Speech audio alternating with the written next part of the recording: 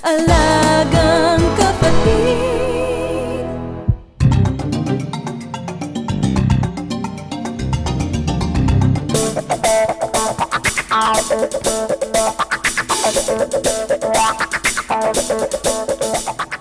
Pagdating sa basketball, hindi pa aawat ang Pinoy.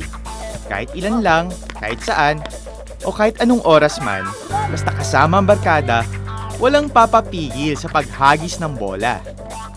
Pero pagkatapos na ng ilang layups, free throws at 3 points buong maghapon, kapag game over na, dyan na lumalabas ang tunay na opensa. Paano ba yan? Mukhang hindi mo nakakayanin dumipensa.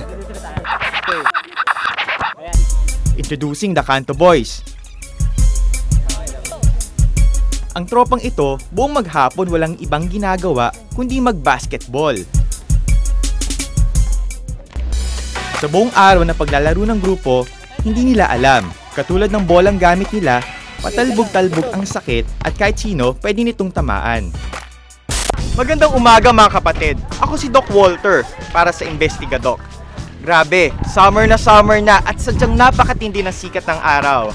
Ngayon, andito ako sa Parañaque para samahan manood at maglaro ng basketball ang mga kapatid natin buong maghapon. Pero, alam ba nila ang mga peligrong dulot nito sa kanilang kalusugan? Tara, alamin natin.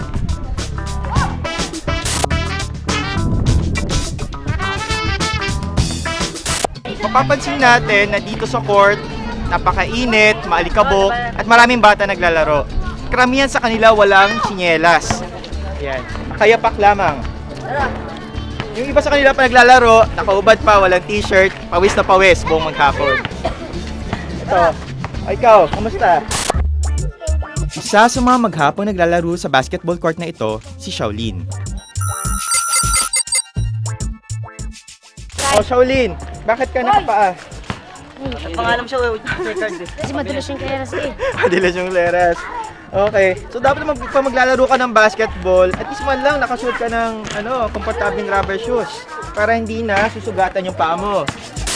Ito pang isa. Gusto, pawis na pawis ngayon si Jerome. O Jerome, bakit wala ka namang t-shirt? Wala, sa bahay. Nakasampay. Nakasampay pa. Sige. So dapat, pa naglalaro ka ng basketball o kahit anumang sport, dapat mayroon kang suot na komportableng kasuotan.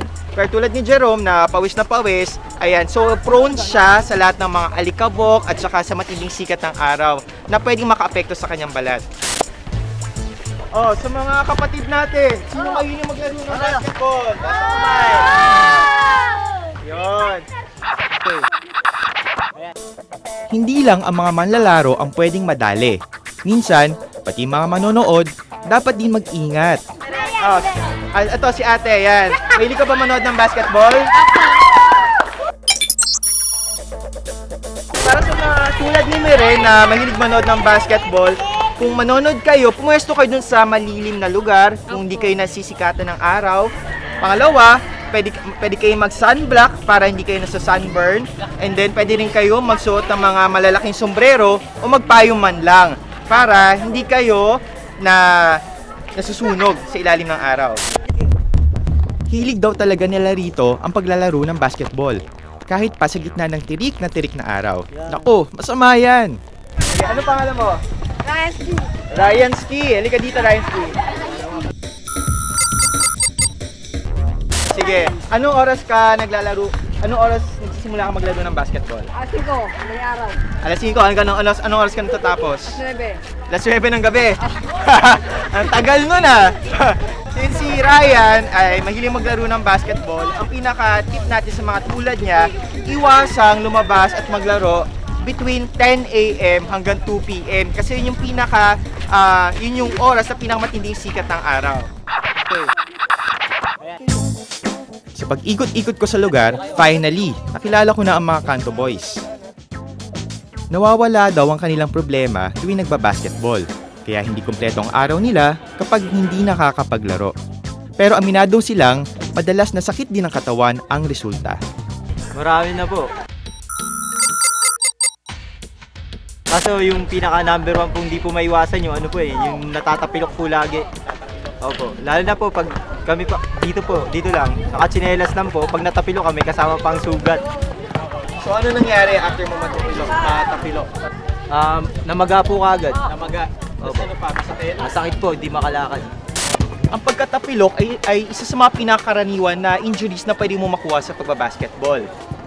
So, ito, ang nangyari dito sa paa ni RV, natapilok siya dahil sa matinding layup. Kaya nung pagbaba niya, tawag dito na sprain siya. Ang dapat na gagawin pagkatapos matapilok, yung tinatawag na RICE. Yung mga katagang RICE. Tuwing magkakasprain, tandaan ang RICE. R for rest. Ipahinga ang paa sa loob ng 2 araw. I for ice. Lagyan ng yelo ang apektadong bahagi para hindi mamaga. C. Compression. Balutan ng bandage para maiwasan ang paggalaw at maproteksyonan ang pilay. E. Elevate. Iangat ang paa katapat ng puso para mawala ang pamamaga. Kasi pag basketball po, siyempre hindi maiwasan yung mga tulakan. Sa pag-rebound po, balance po ako. Naitukod ko po yung yung braso. Ito po yung nangyari sa akin. Lumabas ba yung buto mo? Opo. Anong ginawa mo na? Pinailot po. Para naman sa kaso ni Apple, open fracture ang tawag dito, kung saan lumalabas ang buto mula sa kanyang balat.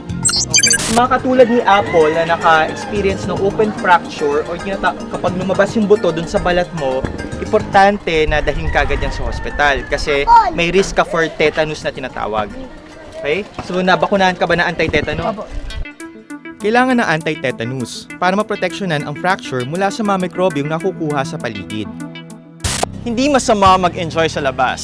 Sa bagay, bakasyon na, wala nang pasok mga bata, pwede na ulit maglaro. Pero ang sakit hindi yan nagbabakasyon. Andiyan lang yan sa paligid, handang sumalakay kapag hindi kayo handa at hindi nyo inaalagaan ang inyong kalusugan. Ako po si Doc Walter, nagpapaalala na prevention is better than cure. Hanggang sa susunod po na Investigadok.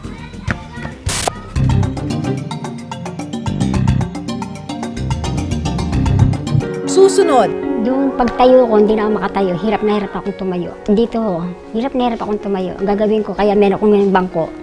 Siyang hinahawakan ko para tumayo ako.